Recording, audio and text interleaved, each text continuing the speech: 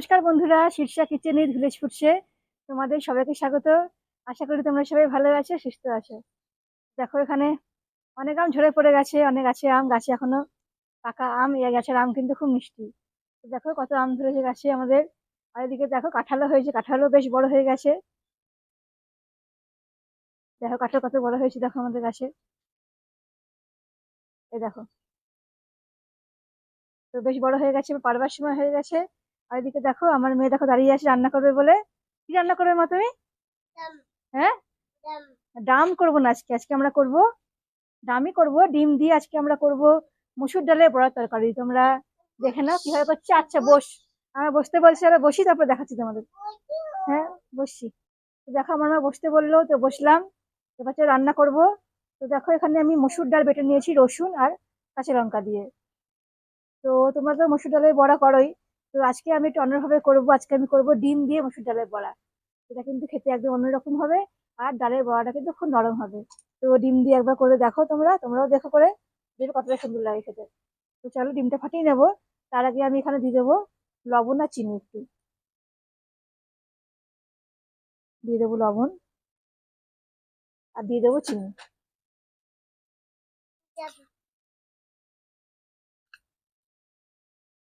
দিয়ে দিলাম চিনি। এবার দেখো আছে কুচানো পেঁয়াজ, দিয়ে দেবো সেটাও। রসুন দিয়ে আর লঙ্কা দিয়ে বেটে নিয়েছি আমি।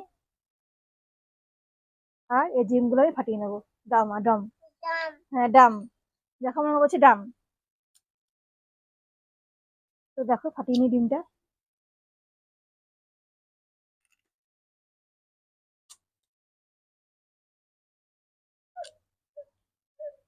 ডিমটা ফাটিয়ে নিলাম। এবার চলো ভালো করে আমি ডালের সঙ্গে এগুলো মাখিয়ে নেবো। এখন খাওয়া হবে না মা, রান্না করি তারপরে খাবো। রান্না করে দিয়ে খাবো। দেখো ডালটা ভালো করে ফাটিয়ে নিচ্ছি।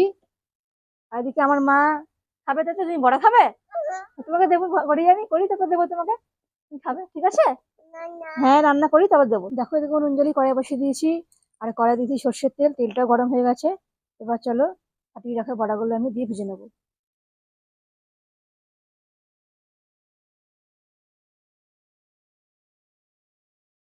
বড়াগুলো দিয়ে দেবো আমি।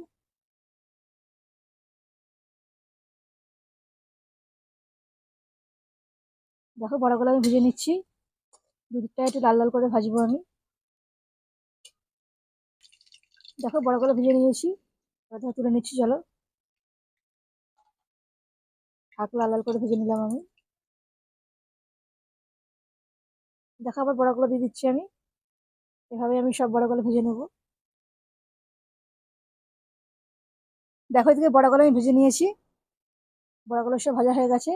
এবার দেখো বড়াগুলো তুলে নেওয়ার পর ওই তেলেই আমি দিয়ে দেবো তেজপাতা একটা আর গোটা জিরে।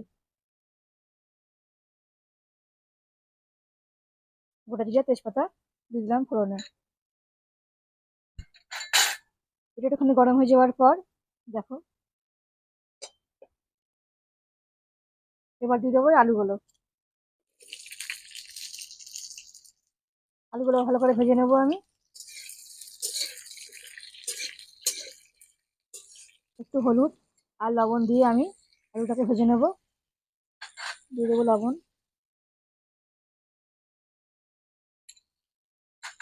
চলো আলুটাকে বেশ লাল করে ভেজে নেবো আগে। দেখো আলুটা একটু ভাজা ভাজা হয়ে গেছে। এবার দেখো দিয়ে দেবো আদা রসুন কাঁচা লঙ্কা পেঁয়াজের পেস্টটা। আর দিয়ে দেবো কাশ্মীরি লঙ্কার গুঁড়ো।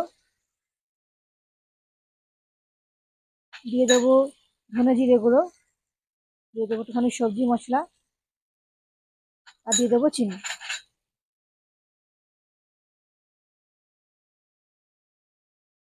এবার চলো ভালো করে আমি কষে নেবো মশলাগুলোর সাথে আলুটাকে। এটা ভালো করে কষানো হয়ে গেছে আমার, আলুর সাথে ভালো করে কষে নিয়েছি। এবার চলো এতে আমি জল দিয়ে দেবো।